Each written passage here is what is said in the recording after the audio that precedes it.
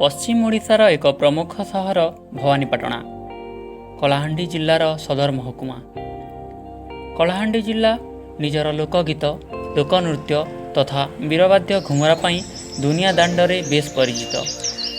ପୁଣି ଦୃଷ୍ଟି ଆକର୍ଷଣ କରେ ମା ମାଣିକେଶ୍ୱରୀଙ୍କ ଛତର ଯାତ୍ରା। କଳାହାଣ୍ଡି କେବଳ କଳାର ହାଣ୍ଡି ନୁହେଁ, ସୌନ୍ଦର୍ଯ୍ୟର ପରିଭାଷା ମଧ୍ୟ। ଠିକ୍ ସେମିତି ଏକ ସୌନ୍ଦର୍ଯ୍ୟର ଗୀତ ଗାଏ ହୁର୍ଲିଝରଣ।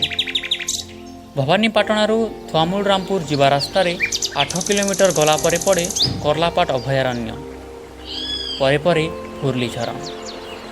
ରାସ୍ତାର ଉଭୟ ପାର୍ଶ୍ୱରେ ଥିବା ସବୁଜ ପତ୍ର ଭରା ଗଛମାନଙ୍କୁ ଦେଖିଲେ ଲାଗେ ସବୁଜିମା ନିଜର ସଖୀମାନଙ୍କୁ ରଖିଛି ଆମକୁ ସ୍ୱାଗତ କରିବାକୁ। ହୁର୍ଲିଝରଣର ମୁଖଭାଗକୁ ଦେଖିଲେ ଲାଗେ ପ୍ରକୃତିର କାରିଗର ପ୍ରକୃତିକୁ ଗଢ଼ିବା ଏଇଠୁ ଆରମ୍ଭ କରିଛି। ପୁରୀ ଫୁଲର ବାସ୍ନା ମନକୁ ବାନ୍ଧି ରଖିନିଏ ଏଇଠି। ଭିତରି ଭାଗରେ ରହିଛି ଅନେକ ଝରଣା, ହେଲେ ହୁର୍ଲିଝରଣ ଜଳପ୍ରପାତ ସମସ୍ତଙ୍କ ଉଚ୍ଚରେ ଜାଗା ନିଏ। ଲାଗେ ଯେମିତି ପଞ୍ଜୁରୀ ଭିତରେ ବନ୍ଦୀ ହୋଇଥିବା ପକ୍ଷୀ ମୁକ୍ତ ଆକାଶରେ ନିଜକୁ ହଜେଇ ଦେଇଛି। ଝରଣାକୁ ଦେଖିଲେ ଲାଗେ ମୟୂର ଡେଣା ମିଳାଇବାର ଶିକ୍ଷା ଏଇଠୁ ଲାଭ କରିଛି। ହୁର୍ଲିଝରଣର ସାମ୍ନାରେ ଠିଆ ହେଲେ ଲାଗେ କିଏ ଜଣେ କାଖେଇ ନେବାକୁ ଚେଷ୍ଟା କରୁଛି ନିଜ ଭିତରେ ସାମିଲ